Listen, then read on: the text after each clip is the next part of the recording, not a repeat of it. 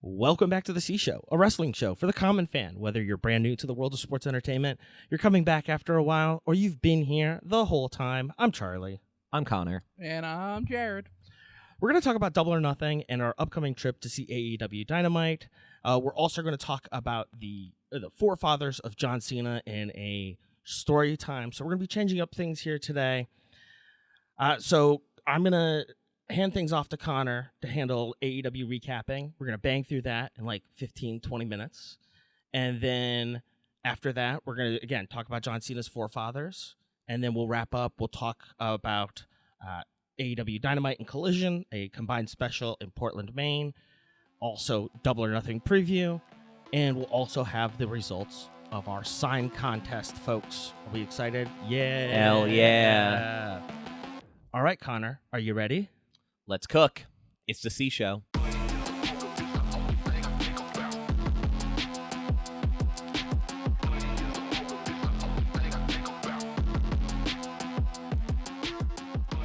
Welcome back to the C Show. It's Connor. Again, I'm going to be running a quick review of both shows, kind of giving you just one quick thing about it, the finish. If anyone wants to hear me talk about more, just call me. I would happily talk as much as I'm allowed to about this to any of you. And I will be posting Connor's personal cell phone number on the Discord. Join right now. $1 a month will get you in. Coffee.com/CShowPod. The show starts with MJF and Renee in the back. Renee only asks, "Are you willing to put your hair on the line?" Bald. MJF doesn't know, but passes every single bald person that has ever existed. Like, I should have gone back and counted. They definitely had to get just extras that were bald. There's no way all these bald people already work there, right? I think a surprising amount of them already do. Just think about the demographic, dog. There were a lot I recognized. John Silver flexing. But, yeah, he walks through the back, sees no less than 25 bald men, and just ends up looking at Ciampa at the end, right? Ciampa takes off his hat. Will this be in the future for MJF? Ricochet reminds him, "Don't worry, Max, you're going to look great. Not as good as me." Next, we have a 10-man tag team match where Orange Cassidy, Adam Copeland, Christian Cage, and the Young Bucks of Matt and Nick Jackson take on and defeat the World Tag Team Champions FTR, Cash Wheeler and Dax Hardwood, Psycho Killer Tommaso Ciampa, and the Dogs, Clark Connors, and David Finlay. This was great. Just breaks down. They start brawling a whole bunch. The one thing I want to call out is Christian just throws Cassidy out of the ring onto FTR. I love Cage. I don't know what he is, but I love him. The finish here, right? Super kick, orange punch, a spear. It's over. Christian was also bleeding from his mouth at the end. Entirely unsure of why. And Stokes said Cope should take SSRIs for his appearance. I couldn't let that one pass up. Oh my goodness! He said, "Look at that's the eyes of someone angry." And Good thing that's the eyes of someone who needs SSRIs. Good thing he's not grapefruit, Cassidy. God damn it, that's actually really good. Next, we pop outside, and Ospreay It's on a roof somewhere in Asheville. Like, right? Ospreay is training with the Death Riders. Mox is explaining the finer points of a choke as Ospreay does neck bridges. He then tells Will nothing has changed since his past success. He can fly, and he is even more dangerous. Mox then goes to walk off screen screaming at Yuta about setting up a takedown. Damn it, Yuta! If you're setting up a takedown, set up a takedown! We pan to Ricochet. He recruits Andrade and the Dogs for Stadium Stampede. I'm very excited to see what they do there because all the other ones were done in empty arenas. Yes. So I don't know if this is going to be, like a pre-tape style in the empty arena the day before. I don't know if they're going to try and do it where they still use a lot of the arena within. I'll talk about it later, not to get us jammed up here. Next, we have Speedball Mike Bailey with TNT champion Kevin the Jet Knight, and he defeated Westbrook. They share a bow. Westbrook betrays Mike Bailey on the handshake. Westbrook then proceeds to fall off of the ropes but catch himself. They try and redo the spot. Bailey hits the ultimate weapon for the win. And they go right into the TNT Open Challenge for the TNT Championship. Kevin Knight with Speedball, and then none other than Brian Cage with the Don Callis family I had always heard the name Brian Cage, and I always just assume I knew who he was from all the wrestling and all I've watched. Mm-hmm. I had no idea, dude. He came out, literally my first note is just, holy crap, Cage is huge. Ripped. He Veiny. he is Pac's American cousin, right? Oh, yeah. and Oh. possibly gear supplier. Allegedly. In Minecraft. So, yeah, Camping gear. Cage is humongous. And so much so that at one point, Knight does a dive and, like, just bounces off of him. Not like he pushes him away. It literally just hits him and bounces off over the top of him. At one point, Cage picked Knight off the apron and brought him over the ropes for, like, an on-the-fly superplex. Mm-hmm. That was awesome. But when we get to the end here, it's just a UFO splash. 1, 2, 3. Jet Speed on the mic. They're hyping each other up. You're both doing great. You're doing good. You got this. You got that. But Speedball wants next. No matter who comes out of these next two matches, Speedball's on deck. We come back and we get the reveal of the brackets for the Owen Hart tournament. Yeah. We got both the men's and women's bracket. On the men's side, Samoa Joe will take on Will Ospreay. That will be at Double or Nothing. Sick. Swerve Strickland will take on Bandito, also at Double or Nothing. Incredible. We get build up for both of those matches, like a lot of build up for Will Ospreay versus Samoa Joe here at Double or Nothing. We then have Mark Davis and Jungle Jack Perry, another rematch, a rubber match, if you will. Yeah, a rubber the third, match, right? Yeah, it'll be a trilogy at this point. Yeah, that's the decider. A rubber match. Oh, gotcha. Mm-hmm. And then for the last match of the first round, we have Claudio Castagnoli taking on Brody King. My immediate thought: Biggs. Fuck yeah! I need to see Claudio do something like unheard of, like to Brody King, like some kind of slam or pickup or something where it's like, oh no, Claudio is that strong. Those are not what they call in the business glamour muscles. Oh my god. Like Mox on commentary. That's functional strength. Yeah. Stopping over to the women's bracket real quick. In the first round, we have Persephone taking on Hazuki. Hazuki is from Stardom, is coming in to face Persephone. The finale will be at Forbidden Door in San Jose later this summer. So again, Forbidden Door is sort of a cross-promotional thing that AEW does with CMLL, Stardom, other promotions, smaller promotions as well. I'll just drop my little bit of lore here. It's called that because people would talk like changing companies before about Forbidden Door and how people couldn't wrestle if they were in different companies, right? You couldn't cross through the Forbidden Door. So just a little lore drop there. At Double or Nothing, Willow Nightingale will take on Alex Windsor in the first round. Windsor! We will have Mina Shirakawa taking on Athena, who just passed 1,200 days with the Ring of Honor title. So awesome. And then we have Sky Blue versus Sari. She's made several appearances in Ring of Honor. She was formerly within the WWE as Saray, Sarray. But she's independent right now. She's been doing some stuff with Ring of Honor and AEW over the past couple of years, but she's been bouncing around Japan, the US, Mexico. I'm excited. Like, every time there's been a new wrestler on the scene for whatever reason, I've been like, oh my god, they kick so much ass. So I'm excited to see these handful of people that I don't really know about yet. I was a little surprised that we didn't see Roosh in the tournament on the men's side. And I was also surprised we didn't get anybody outside of AEW for the men's side either. Bandito, I guess, like Ring of Honor, CMLL, but I'm willing to bet that's because he's going to be focusing on the TNT title, Roosh. So yeah. I think they're going to keep going with that right now. And then I also think that there's no men outside the company, because then that means one of them probably has to be in the final. You know what I'm saying? Yeah, that's a good point. So that kind of already handicaps yourself a little bit with what you want to do. If you're the owner of another promotion, it's like, I don't want to sign this guy up to get squashed in the first round. Like, he has to at least advance. Yeah, right. That's fair. And then we get to the pay-per-view where we work together and it's just two of your guys working. Mm-hmm. Yeah. After the bracket reveals, we go to Jack Perry. He will prove that he is better than Davis in the Owen Hart tournament, and he wants his title back. If you don't like that, F you. Next, we have Will Ospreay defeating the Bang Bang Gang's Ace Austin. Jared, what do you got for me? Yeah, I mean, this is definitely my match of the week. I mean, Will Ospreay coming into his own, but then also Ace Austin just so cool. Yes. I mean, showing the legs, showing the strength, and Will Ospreay is clearly learning, from Mox, and he's definitely learning to sell, because I mean, he made Austin look amazing. Mm-hmm. You knew Will had to take this one with how the story's going, but it was such a good fight. I loved what they did at the end, too, to advance the story. And it had a nice story into it, because it started very technical, and then it worked its way into the high athleticism stuff.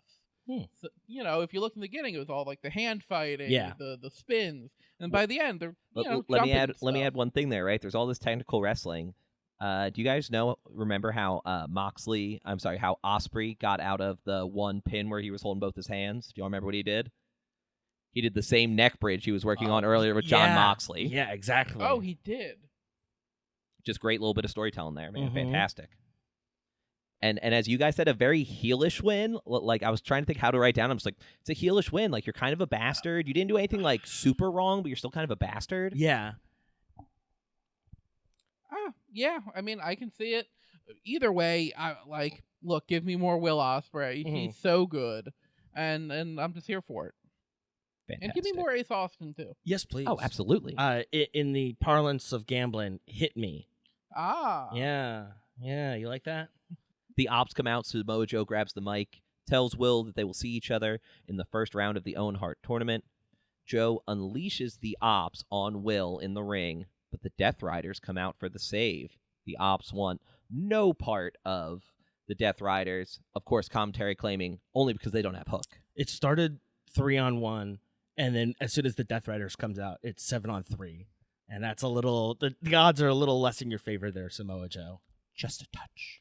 I don't like this from Samoa Joe. It's giving incel. You shouldn't be with him. You should be with me. I'll make you happy. Yeah. I could give you what you want. Incel Samoa Joe is weird for me. It is really weird, and we'll talk about it We'll talk about it later in Will's promo, but there's a lot of poetry going on here. Speaking of people you don't and shouldn't want to be around, Konosuke Takeshita of the Don Callis family is ready to bring the world title back against Darby later on. MJF walks in, interrupts the interview, and says he wants Takeshita for the title. Andrade comes in, takes off his hat, shows his long flowing hair to MJF. And MJF storms off. He can't handle it. Can't handle the locks. Well, I love the little pep talk that MJF gives to Takeshita. And then Callis is like, yeah, that was a good pep talk. And MJF goes, I'm having a full-on panic attack right now. I am up to here.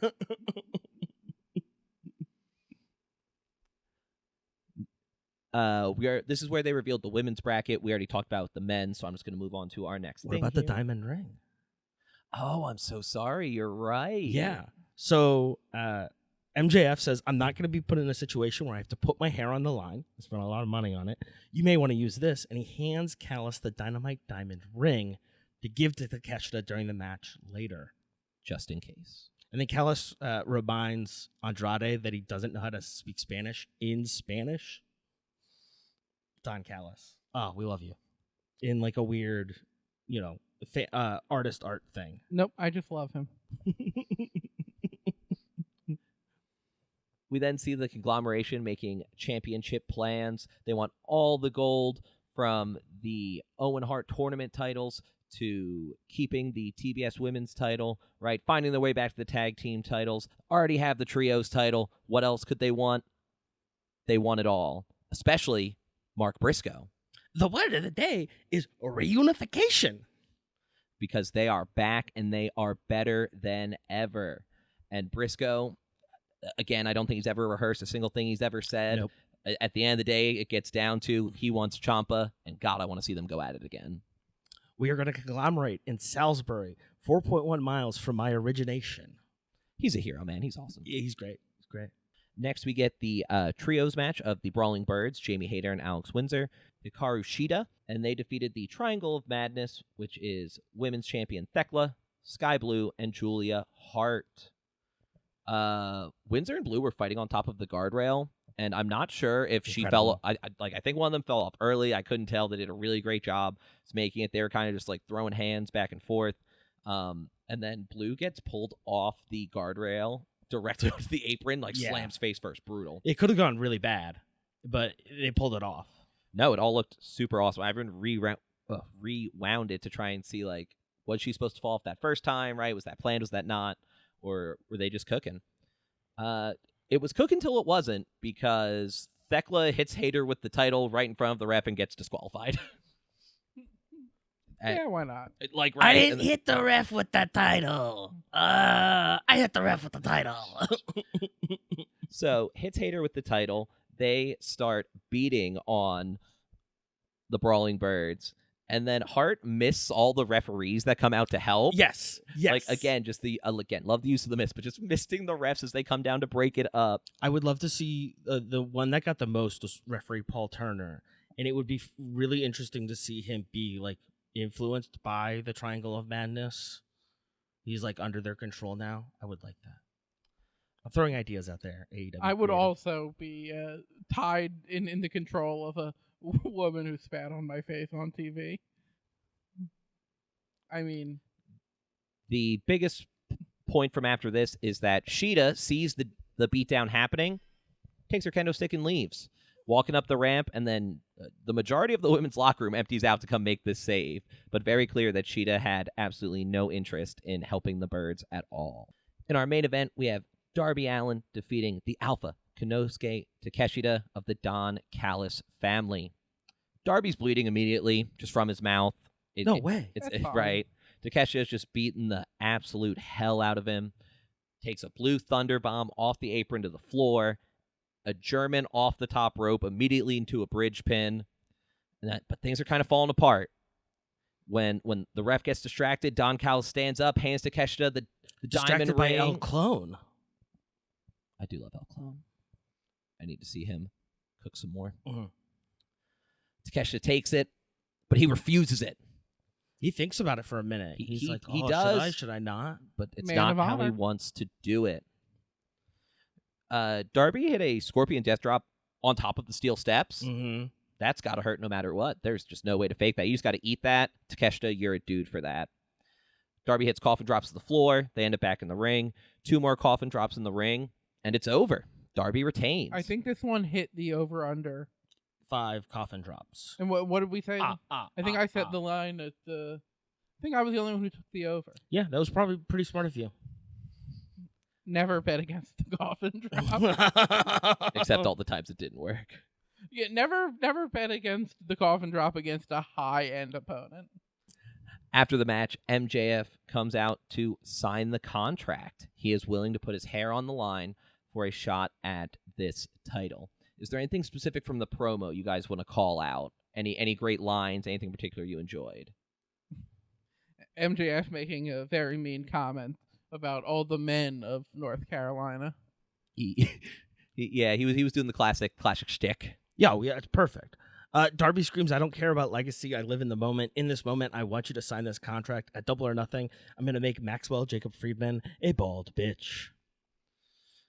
And then MJF no looks signs the contract, which is pretty cool. Yeah, That's a skill. They both sign, and then MJF beats the hell out of a bruised up Darby, even hitting him with the Dynamite Diamond ring. Luckily, MJF gets chased off by Kevin Knight, and we'll see where this comes to a head. If Darby is still a champion when we get to the hair versus hair match, we can only hope. We'll let you know what happens here on The C Show.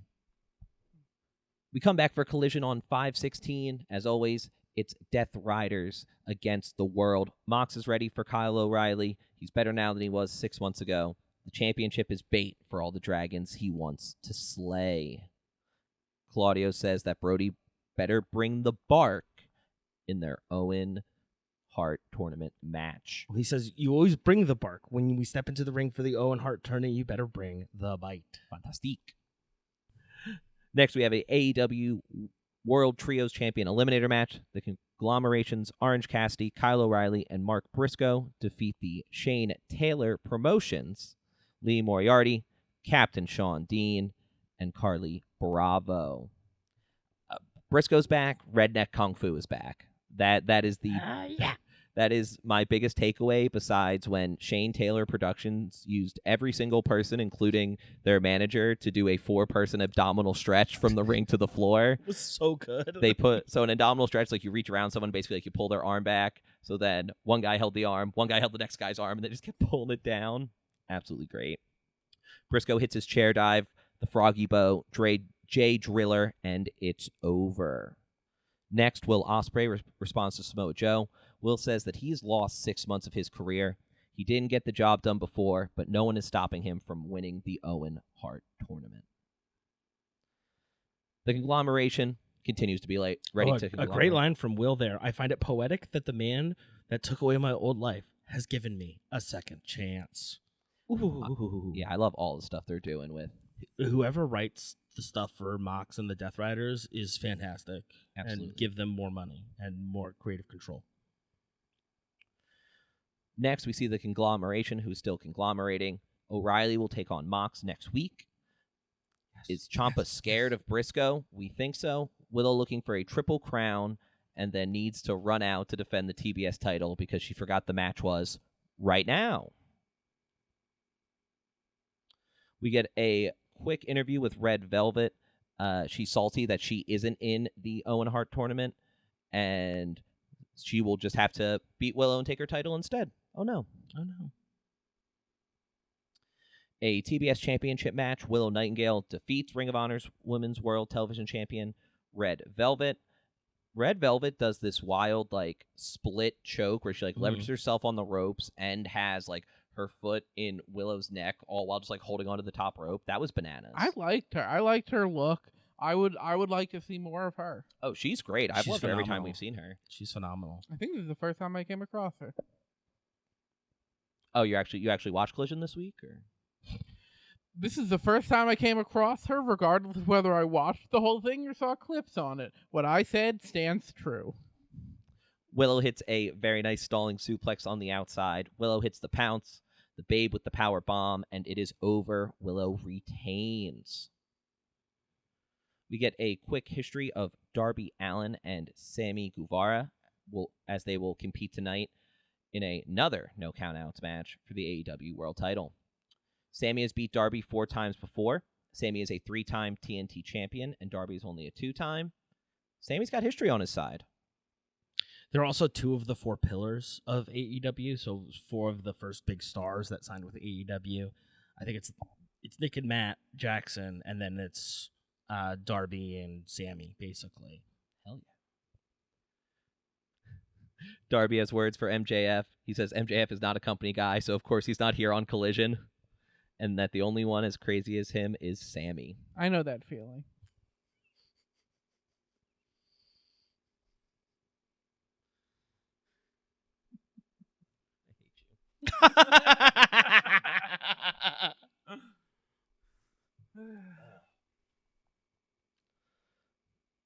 We see Ciampa and Briscoe, and they just start brawling in the back, and they go all the way out to the ring.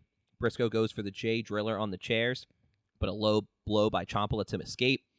He then hits Briscoe with the chair. The conglomeration comes out for the save. Briscoe needs a little more now. He wants no DQ on Dynamite against Ciampa.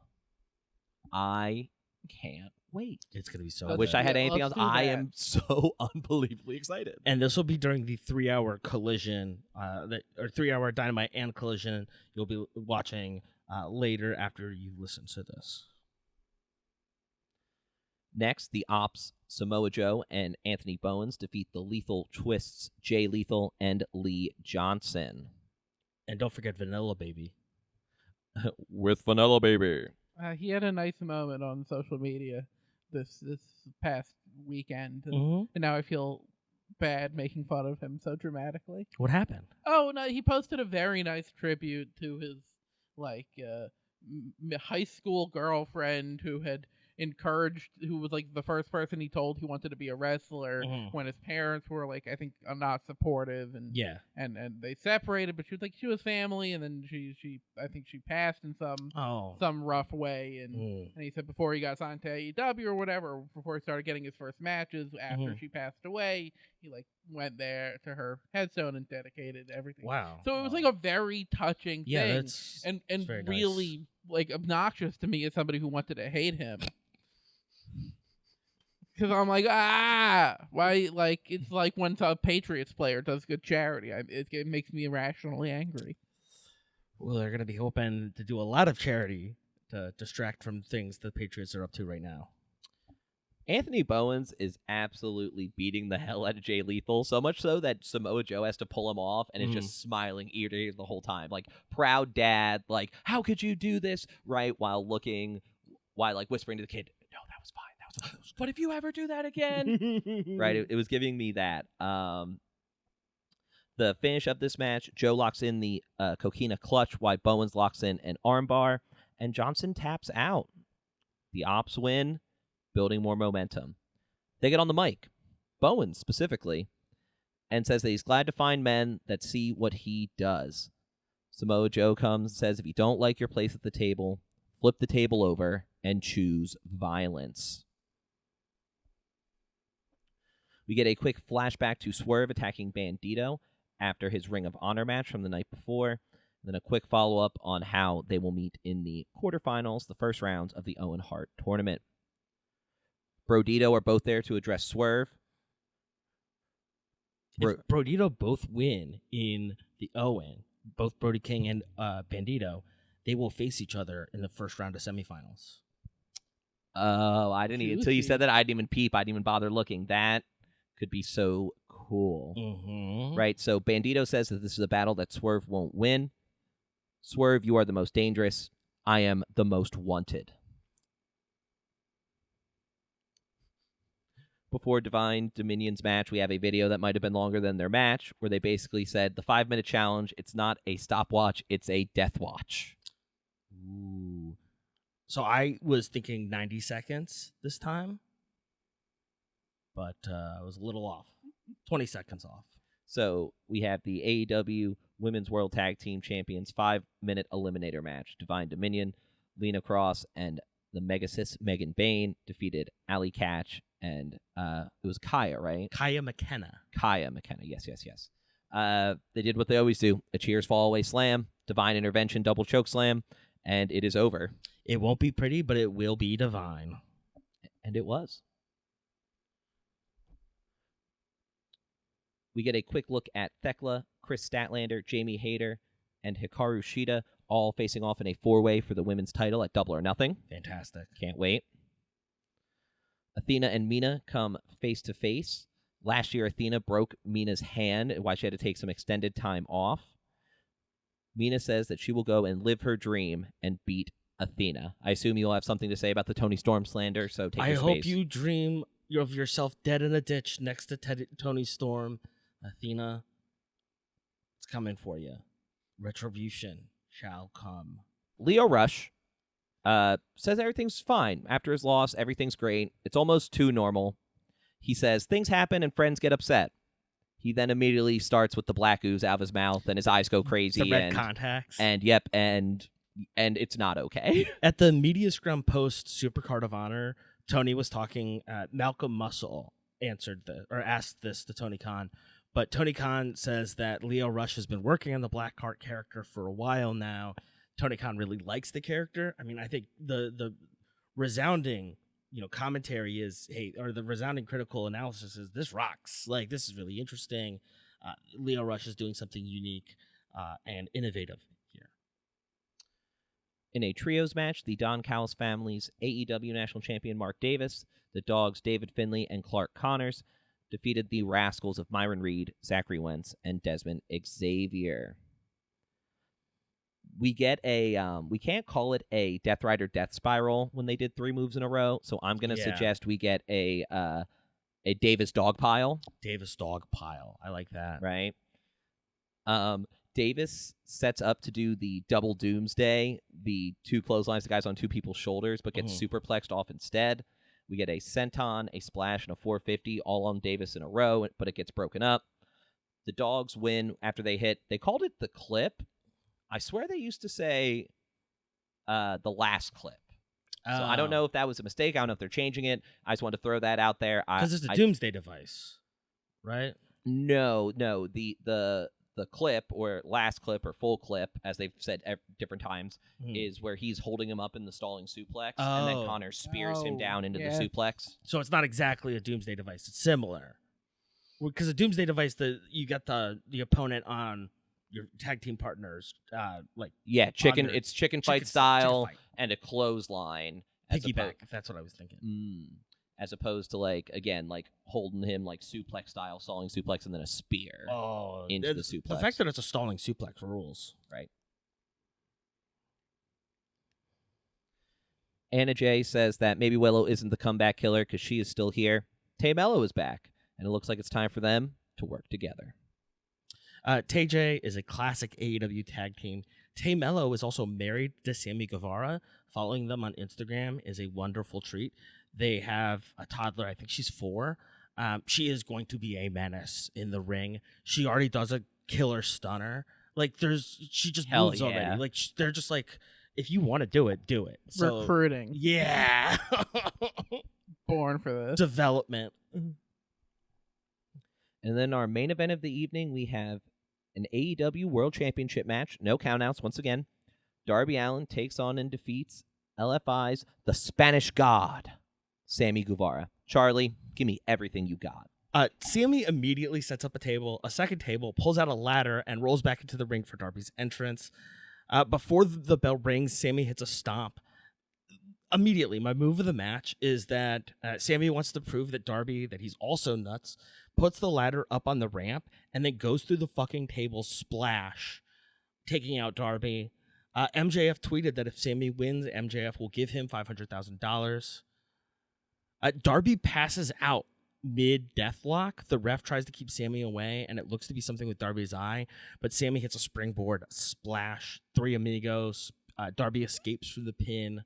Chokehold on Darby. Allin fights out.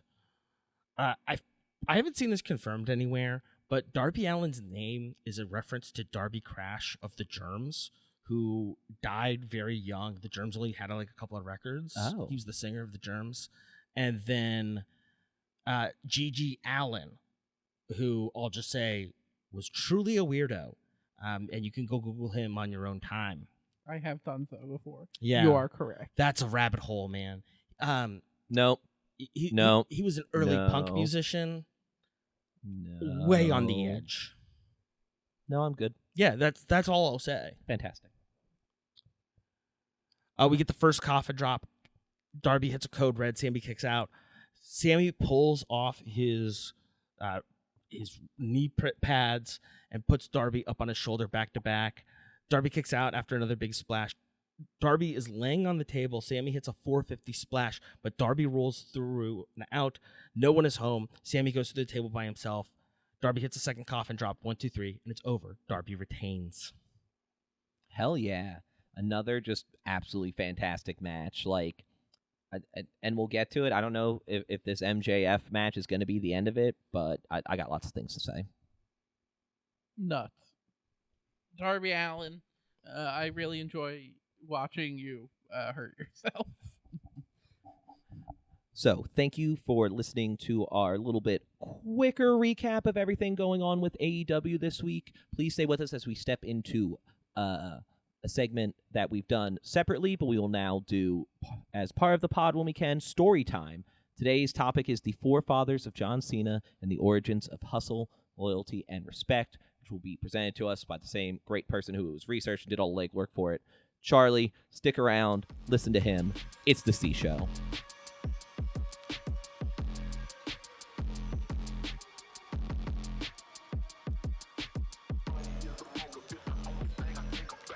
Welcome back to the C Show. We're doing a story time. It's the forefathers of John Cena. We're starting off with the story of Ulysses J. Lupien. He was born on December 12th, 1883, to French-Canadian immigrants. He was named Ulysses in honor of his grandfather's love for the Civil War-era general and eventual president, Ulysses S. Grant. Not much is known about his early life. He was born in Cochituate, a neighborhood in Wayland, Massachusetts, outside of Boston. He went to the local high school, eventually went to Harvard, graduating in 1906 with a Bachelor's of Science. Oh, Harvard. The year after, he married his classmate Jenny Gosselin, and in 1909, they would witness the birth of their first son, Frank Ulysses Lupien. Ulysses and Jenny would go on to have 3 other boys. Albert Joel was born in 1910. Theodore Arthur was born in 1912, and 5 years later, in 1917, Ulysses Jr. was born. After graduating college, Ulysses worked for General Electric in Lynn, Massachusetts. During the First World War, Ulysses supervised construction at a shipyard in Baltimore. Common theme here. He began working as a professor and athletic coach at the Lowell Textile Institute, teaching courses in physics and electrical engineering. While there, he oversaw new additions to the institute, and it also installed a power plant on site. Wait, I'm sorry. You said he was coaching as well? Yes, he was professor. What was he coaching? Athletic coach. Did it say what he was coaching specifically? I have to assume it was like baseball, basketball, football, like a little bit. Right. Of it was everything. probably like one of those things where he's every head coach because it was that time. Makes yeah, sense. we're talking right after the First World War, Yeah, like the yeah, early yeah.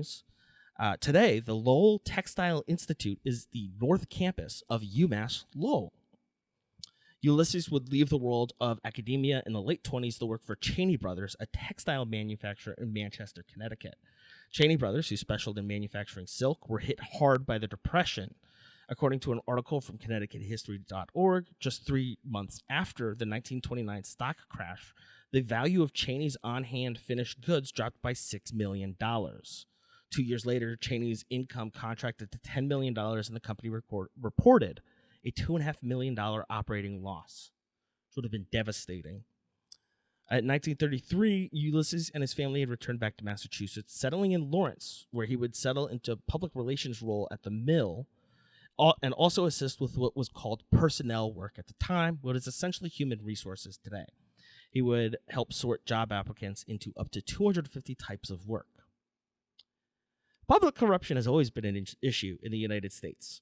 Some argue that anti-corruption efforts were key to kickstarting the American Revolution, or shenanigans in the antebellum South, to the Teapot Dome scandal, Watergate, the Trump administration. You get the picture. Things haven't always been fantastic, and we've definitely tried to improve them. For instance, many civil service positions still are appointment only. Leverett Saltonstall, who had just been installed as the newly elected governor of Massachusetts, and according to a Boston Globe article from 1940, quote, he had promised in his campaign to correct the abuses if elected, and he brought about a reorganization of the department through legislative action, end quote. Saltonstall, whose family can trace its lineage back to the Mayflower, set up a new board to administer the Civil Service Commission. Under this new board, 3 Republicans, Saltonstall was a Republican, and 2 Democrats would select a new director for the Civil Service Commission. This board would select one Ulysses J. Lupien. In the same article mentioned previously, Ulysses said, quote, I have never been in politics. I regard myself as an independent, capital I, voting for the man I believe to be best qualified for the office in the town, state, and national affairs. Ulysses set the tone early, continuing to say, I don't know Governor Saltonstall or any of the members of the commission before I was appointed, end quote. Ulysses' only previous political experience had been as a member of the Chelmsford School Committee from 1916 until 1920, so many considered this appointment to be an end of corrupt processes of selecting senior staff for civil service in Massachusetts. One controversy that arose during Ulysses' term was a hiring issue in the Lowell School District. The committee, disappointed with Ulysses' recommendation of a disabled veteran who had scored lower on the civil service test than the committee's pick, a woman who had scored a 90, I guess out of 100, but pretty to think about it in like. Did it say how much lower his score was, or just a lower score? Are we talking like a 90 to a 20? I don't think it was that. It was probably like 90 to 75. Okay. But it is still like a big enough thing that they gotta go, hey. I think it's really interesting, too, that the committee was like, hey, this woman did better, and we want her. Right? Yeah. Like, that was my other thoughts. Like, let's go. 1933, 34. Like, this is only 15 years after suffrage. Suffrage. Women's suffrage. So, and the women's right to vote, all of that, 1920, et cetera, et cetera. Ulysses received further criticism as the district already had a male in the position and wanted a female candidate for the role to help interfacing with female students, along with, quote, the alleged insistence of Lupien to force the committee to name the man. Dr. Edward J. Sheldon urged the committee to follow its original intention and elect the woman who heads the list, end quote, according to a Boston Globe article from February 1941. After 4 years, Ulysses returned to Pacific Mills as consulting director of public relations. In 1952, Ulysses returned to Lowell to become the city manager, elected again by the city council as John J. Flannery, who held the position, needed to retire for health reasons. Ulysses won the title election after the 10th ballot in a tight 5-4. Less than a year later, in the fall of 1953, Ulysses was told by the Municipal Retirement Board that he had to step down by the end of the year as he was set to turn 70 in December. A law stated that civil service employees who began their role after turning 60 needed to retire by the age of 70. While Ulysses did have favor with the city council, one of his key supporters in Councilor Leo A. Roy was retiring at the end of the year as well. On November 10th, 1953, the Lowell Council voted 5-3 to declare the office of city manager vacant, then unanimously appointed city clerk William H. Sullivan as acting manager. Roy was not in attendance, and even further, the Boston Globe stated, quote, no reason was given for dropping the city manager, end quote. No reason. No reason. Ooh. Ulysses continued to be a public figure in the Lowell community. In the vein of FDR's fireside chats of his administration, Ulysses would host a State of the Nation for local radio. In July 1954, Ulysses shocked the community by filing to run in the state senate election later that year. Ulysses appointed former Lowell Mayor Henry Beaudry? Yeah. To manage his campaign. The Boston Globe noted that, quote, some observers hold that Lupien entered the Senate primary as a test of strength in his campaign to win back a place in Lowell politics, end quote. In the primary, Ulysses would come in second to a World War II veteran and insurance salesman, Paul R. Aitchen. A wide margin of 2,731 votes to Aitchen's 4,099 votes sealed the deal for Ulysses, and he returned to his family farm in Chelmsford. He would continue to be a voice in Lowell, occasionally sending letters to the editor at the Boston Globe and participating in local politics. Eugenie, the Ulysses' wife, passed away on the 5th of May, 1955. In 1957, part of Ulysses' farm would be sold off to build post-war housing developments, which we eventually call suburbs. Up until 1963, Ulysses was still sending in letters to the Boston Globe about local politics.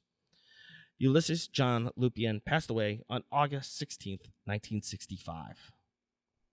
One father down. 3 to go? Two. Forefathers. Fore. Oh, I didn't read that on the large TV display you have to the left of us. You can't read. I know, that's really surprising. Next, we're going to talk about Junior, Ulysses John Tony Lupien Jr. He was born April 23rd, 1917. I'll call him Junior for the time being. Grew up mainly in Manchester, Connecticut, until he moved to the Loomis School in Windsor, Connecticut. Junior was a standout athlete, playing football, basketball, and baseball. After graduating from Loomis, Junior attended Harvard like his father. Harvard. My boy's wicked smart. Oh, it's going to get better. It's going to get better. Please keep that accent coming. During his youth, Junior and his brothers would return to Chelmsford to spend the summer with their grandparents. They would also play in the local Lowell Twilight League. While still common today, just in smaller numbers, many semi-pro leagues operate during the summer, giving college athletes a chance to continue playing in their college offseason. They're usually very low paid to skirt NCAA rules. In a 1991 retrospective in the Chelmsford Independent, Junior said, quote, "No question about it, playing 3 or 4 nights a week in the semi-pro leagues really helped me. We must have played 75 to 100 games a season between school and semi-pro against tough competition. You just can't play that much nowadays. We played all the time," end quote. While studying at Harvard, he led the Ivy League in hitting his last 2 years with a .442 average as a senior in 1939. During the summers, Junior would play for a semi-pro team sponsored by a shoe manufacturer in Manchester, New Hampshire. we don't have the name of the shop. I feel like it would be hilarious to know the name. My of the boy's shop. wicked good at hitting. His average off the charts. I had it somewhere and I forgot to put Call it you back in. Stremski. That's okay. Mine and Jared's bits here. We'll A little bit take it. earlier. Think of Boston Red Sox players. We're gonna get into that. He's the one that told him to trade Babe Ruth. Oh, it gets better. No way. After graduating from Harvard in the spring of 1939, Jr., also known as Lupe, Lupe, signed with the Red Sox, and he was sent to the Scranton Red Sox. Over 83 games, Jr. had 40 RBIs and batted .319. One evening in Scranton, the ballpark held an Italian night. The promoter, wanting an all-Italian infield, asked Jr. if he was Italian. According to Jr., quote, I told him, no, but I eat spaghetti. Hey, just call me Tony. The name stuck with me. My boy's wicked oily. My boy loves spaghetti. The next season, he was sent to Little Rock and made an impression over 151 games, despite having a Southern manager who, quote, hated Northerners, hated college people, and hated Catholics. Of course, he hated me, a Northerner, a college player, and a Catholic. According to Tony from the book Fenway, an unexpurgated history of the Boston Red Sox by Peter Golenbeck. Little Rock was a tough experience for Tony. Not only did his manager hate him, the weather was awful, hot and humid, and over the course of the season, the team lost 105 games. Remember, we talked about them playing over 151 games? Oof.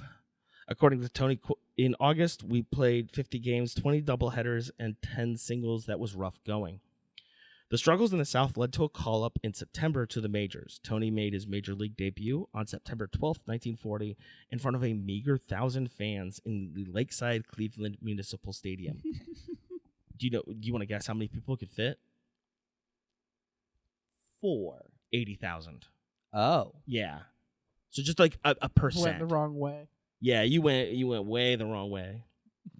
You went the wrong way. This guy oversold capacity by 900%.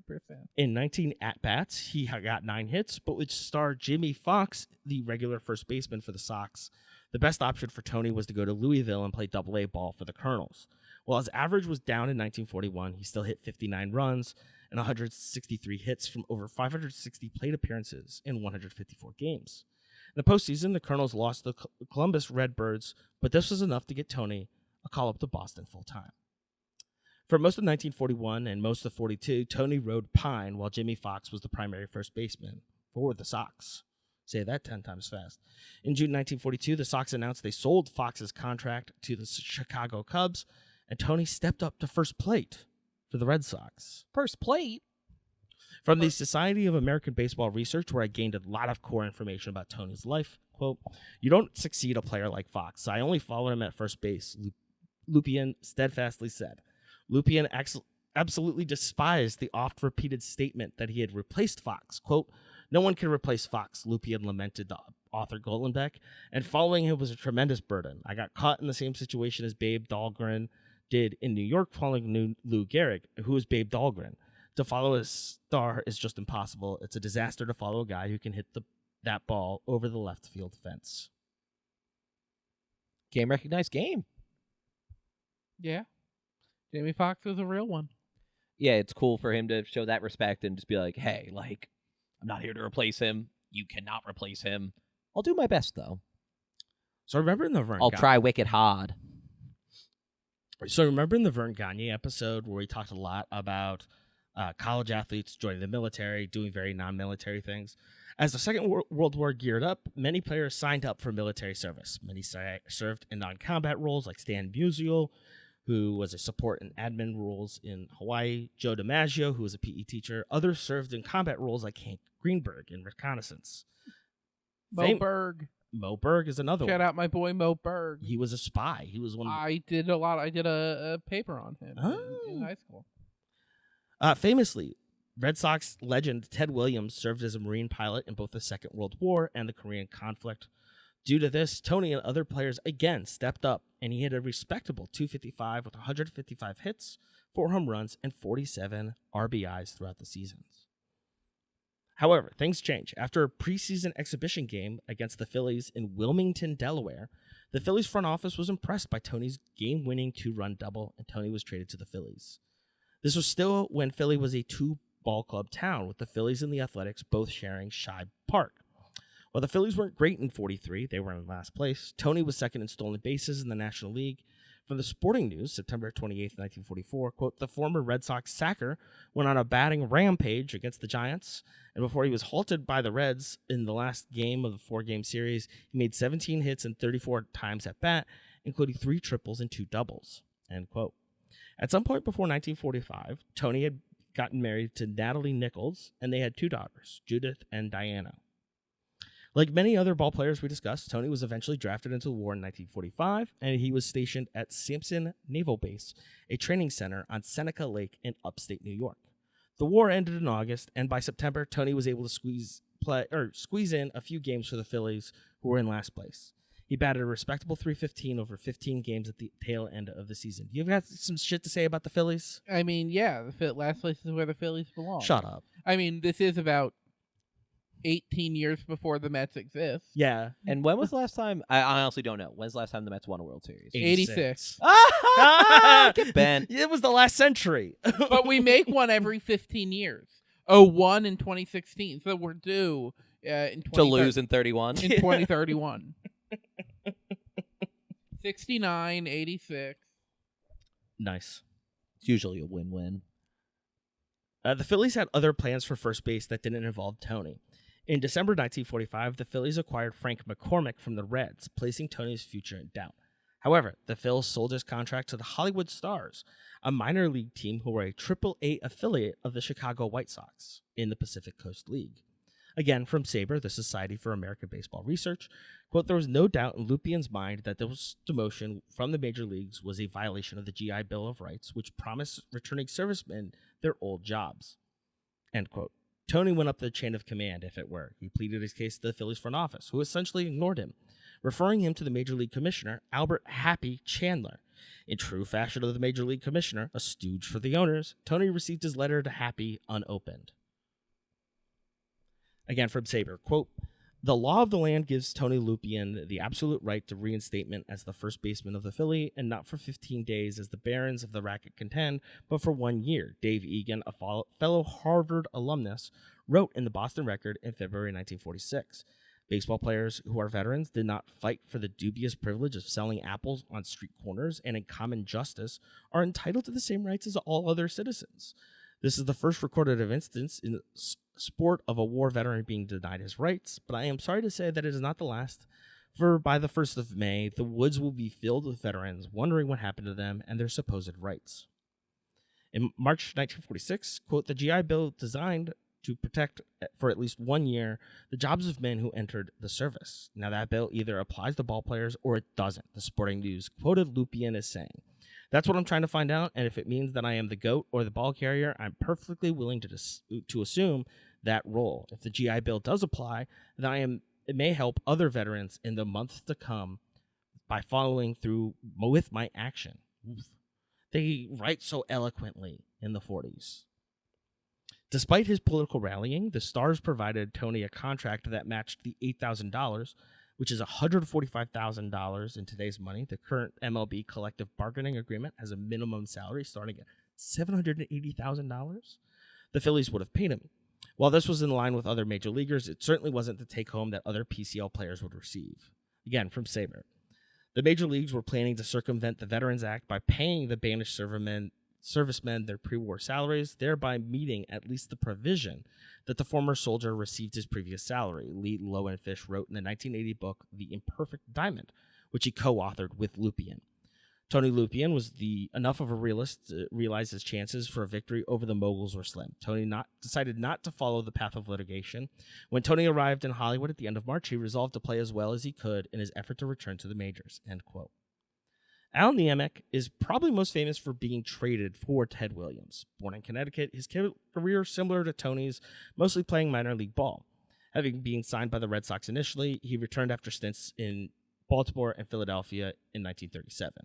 However, later that year, the Red Sox traded him, along with Dom D'Alessandro, to San Diego for this guy named Ted Williams. Skip a few years, and Niemic had been commissioned in the U.S. Navy. He would eventually be put on the athletic staff at St. Mary's College in Moraga, California for the pre-fight program. Again, as discussed in the Vern Gagne episode, many universities had military prep programs alongside typical curriculums, which had their own athletic program separate. Niemic was mustered out in early January 1946. Like Tony, Niemic signed with the PSCL team, this one being the Seattle Rainiers. On a train read, Niemic and Tony had a conversation where they both agreed they were concerned about keeping their respective jobs on their teams. Unfortunately for Al, Seattle did release him right as the season started. Niemic went to court. Fortunately, things worked out for Al. And again, from Sabre, on June 21st, Judge Lloyd Black ruled in favor of Niemic, saying that the Veterans Act had been passed, quote, to enable the servicemen to render their best that he had for his country, unworried by the specter of no payment during his first year after his return to civilian life.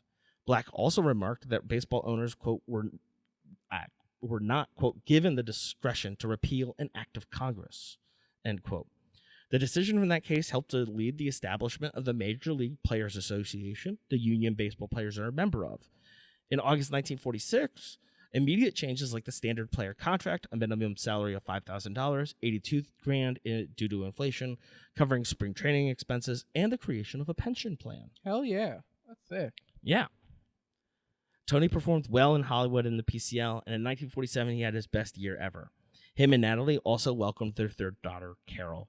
Batting .341 and hitting 21 homers, he earned the PCL's MVP award and a chance to join Hollywood's major league affiliate, the Chicago White Sox. But winters on Lake Michigan didn't sound like fun to Tony, who said, quote, "I hated to leave the PCL for the White Sox. It was too cold in Chicago," end quote. He ended up there in 1948, bounced around the minors and majors before retiring from playing at the end of 1949 at the age of 32. Not done with baseball, however, Tony turned to coaching. After a stint as a player manager in semi-pro league, he was able to get a job with the Detroit Tigers, and after not receiving a promotion to a higher tier of minor league baseball despite playoff championships, Ulysses Tony Lupien retired from professional baseball for good after Natalie passed away in 1953. Tony loved baseball, and that's all that he really wanted to do with his life. And after Natalie's passing, he wanted to avoid the stress of professional baseball. A golden opportunity came from Dartmouth University in Hanover, New Hampshire in 1957. The team was mediocre, coming off 7 losing seasons. Tony turned the ship around and produced a team that went 11-7 in his first year. Over the next 21 years, Tony went 313, 305, and 3 with the Dartmouth Big Green. He led them to their first appearance in the College World Series in 1970, including a 20-game winning streak in the postseason that led to a 12-3 victory over UConn in the NCAA District 1 Championship. Speaking with the Manchester, New Hampshire union leader after the win, quote, "These guys are something else. They're such an unselfish team. Everyone has done his part. I couldn't be more pleased," end quote.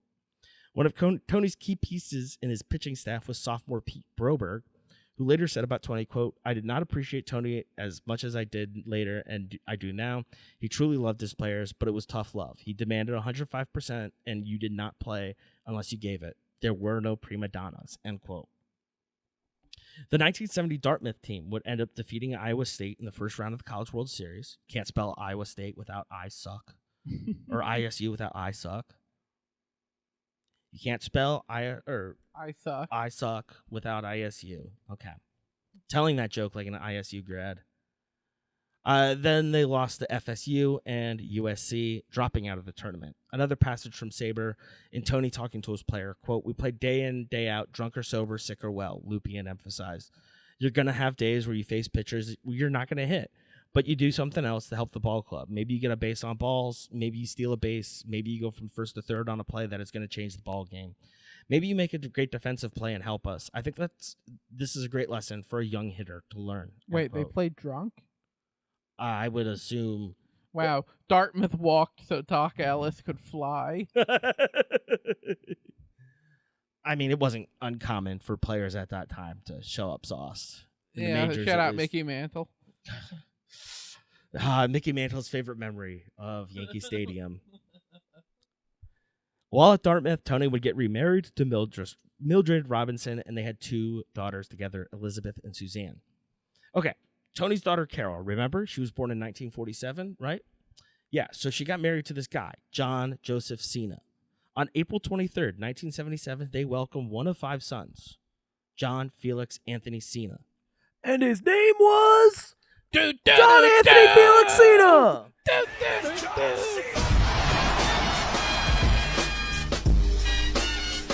Cena would go on to be a pro wrestler, probably one of the greatest ever to do it. And as I mentioned when we started this show, the podcast entirety, he will be the first WW alum to win an acting Oscar.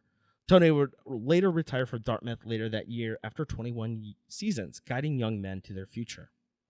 In 1980, Tony would co-write The Imperfect Diamond with Lee Lowenfish, quote, a book that remains a definitive text on baseball labor from the introduction of the Reserve Clause in 1879 to the litigation in the 1970s that led to free agency, end quote, according to his obituary. The first edition covered the Messersmith-McNally arbitration and Curt Flood's struggle. This podcast is a Curt Flood appreciation podcast, and I will neither hear nor read zero slander about Mr. Flood. Put him in the hall. Also, weirdly, Tony's name doesn't appear on the second and third printings, which cover more owner labor struggles like the truncated 94 season. John Cena, on the other hand, followed in his grandfather's footsteps by going into sports entertainment through his father, quote, who worked as an announcer for Chaotic Wrestling under the name John Fabulous, end quote, according to Slam Sports biography of John Cena. On July 9th, 2004, Ulysses Tony Lupien Jr. passed away peacefully in Chelmsford, Massachusetts. In Chelmsford, you can visit the Ulysses Tony Lupien Jr. Memorial Field at 270 Old Westford Road, one of the facilities maintained by Chelmsford Youth Baseball in honor of Tony. Why does it matter? Great question, Charlie. Hustle, loyalty, respect. These are key philosophies that John Cena lives by. And to a degree, I think he learned them from his family. Obviously, he picked up hustle from Tony, a journeyman ball player who dedicated the second half of his life to growing the game. Loyalty. If anything, the respect comes from Ulysses, who respected the codes and ethics of the institutions he served, whether it was the Lowell Textile Institute to managing the city of Lowell. From the Philadelphia Inquirer, in an article titled, John Cena's grandfather played for the Phillies and protested when they traded him away, quote, Cena once wore a Phillies jersey to the ring and is one of the most popular performers in wrestling history. After wrestling, Cena is expected to fully become a Hollywood star. His father, begrudgingly, was one first. Hell yeah. So a lot of the information I gained about Ulysses Sr. was through the Boston Globe archives, which were very thorough. There wasn't a lot of outside information aside from the supporting information I was able to pull through Wikipedia. Tony, however, is a baseball player and arguably a great time for the sport, who was associated with players like Jimmie Foxx and Ted Williams, plus his career at Dartmouth and fights for veteran rights after the war, really made sure there was a wealth of information to pull from. The Society for American Baseball Research was a huge help. There are a lot of fantastic articles about players with minimum reach but maximum impact. What'd you guys think? Can't say I'm super surprised you don't get a John Cena without some athletes top to bottom kind of leading the way. It was really cool to hear the other things that they took part in and were a part of, and just to get like little bits of them, and then man, to think like, right, we did that long on them, and you can do probably 2 years on John Cena. Like, yeah, absolutely. Again, like literally just saying it's the tip of the iceberg is underselling it. I mean, I love hearing people's like upbringing and their backstory and giving a little more context to like who they are as a person, and local politics and baseball, you know, kind of. I was itching something perfect, wasn't I? Kind of right up the alley on that one. Oh, perfect. Well, listen, that was a version of Storytime that we'll be doing here in the future. We'll be doing some other stuff in the future, so maybe it's a throwback episode. Maybe it's Jared talking about the Anthony Davis prank show. Maybe it's an interview with some talent that we're friends with. But listen, stay tuned. Stay right with us, and we'll be talking about upcoming AEW action, including our Double or Nothing preview here on The C Show.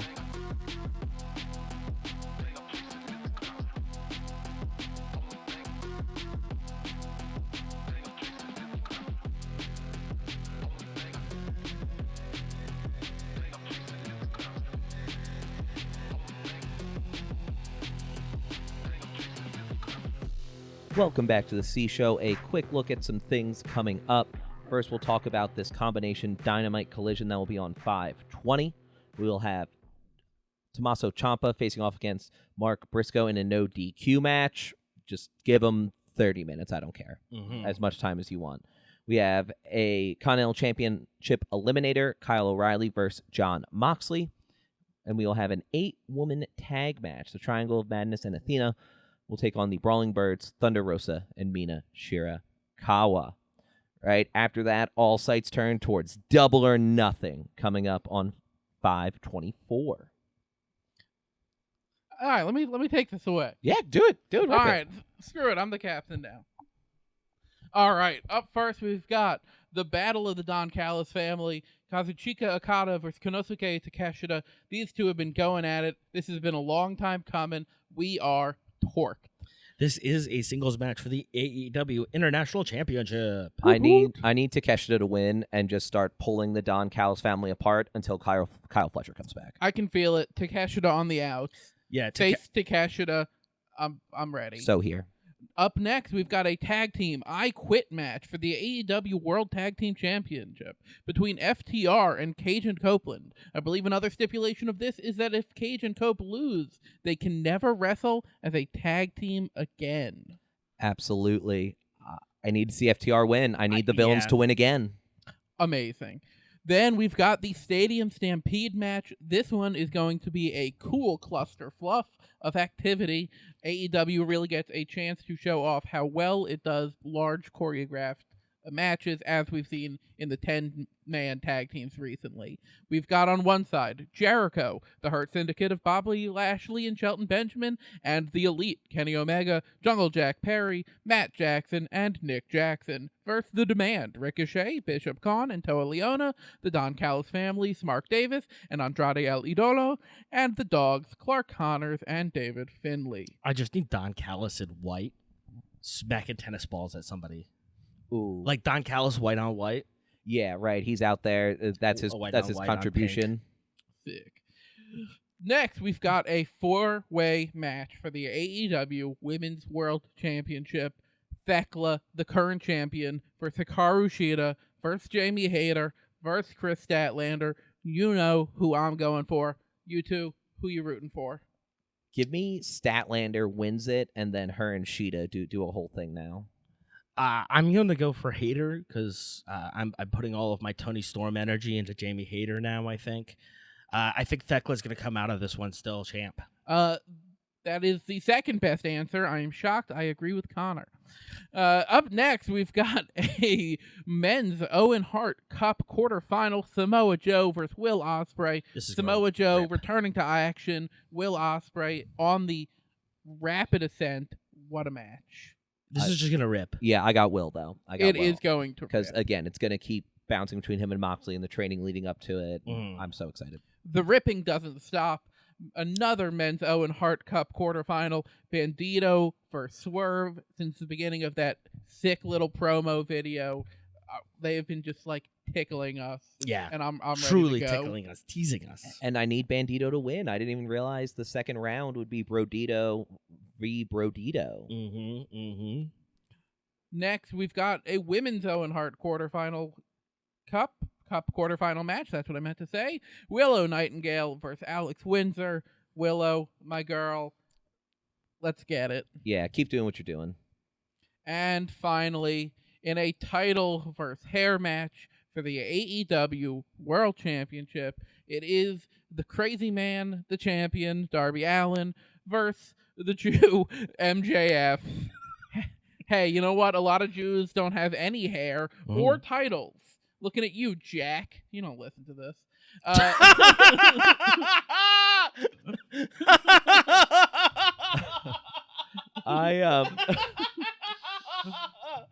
I do think that Darby wins this, and we do get to see bald MJF, and then I think we're gonna get.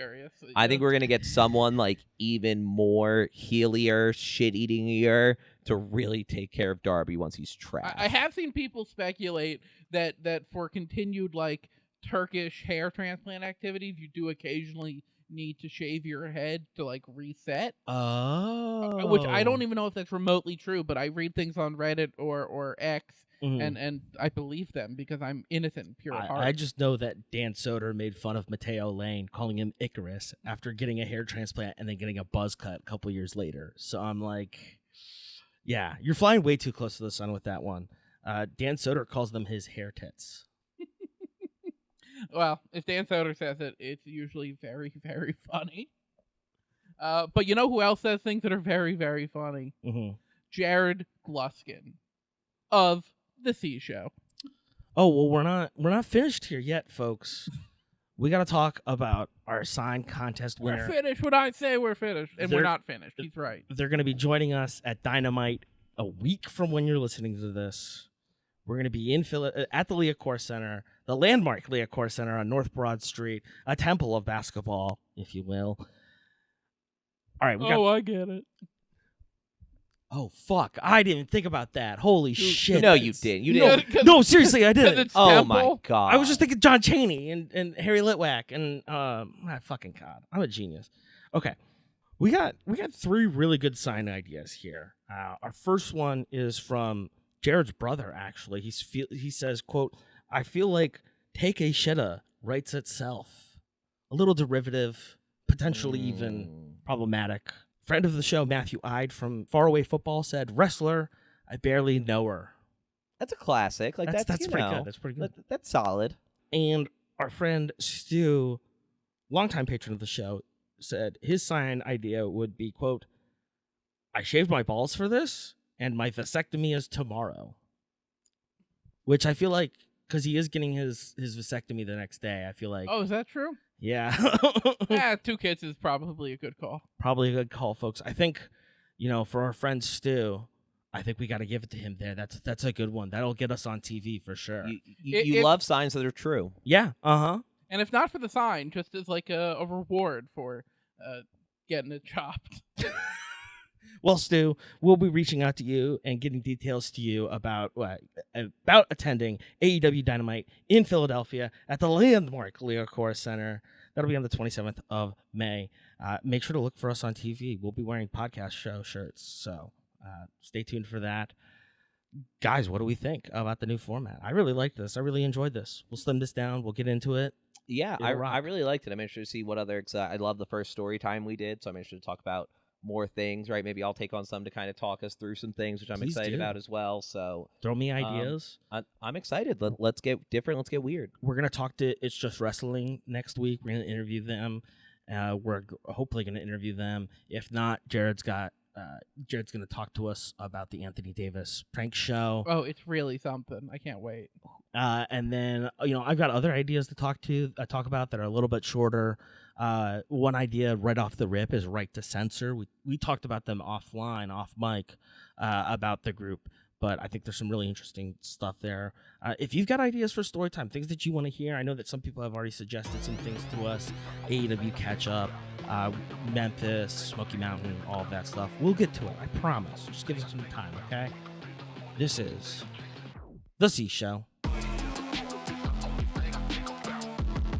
Of course you like The C Show. Make sure to subscribe, rate, review, and share it with your friends. Support the show directly at ko-fi.com/C-Show-pod. $1 a month gets you access to the Discord and the C Show archive. Follow us on social media. We're on Instagram, TikTok, Blue Sky, Facebook, Twitch, and YouTube at C Show Pod. Have a question for the boys? Send in an email, cshowpod@gmail.com. Thanks to our friends Amir, Patrick, and Justin for their assistance. The C Show is a production of 832 Media. Thanks again for tuning in, and we'll be back next week.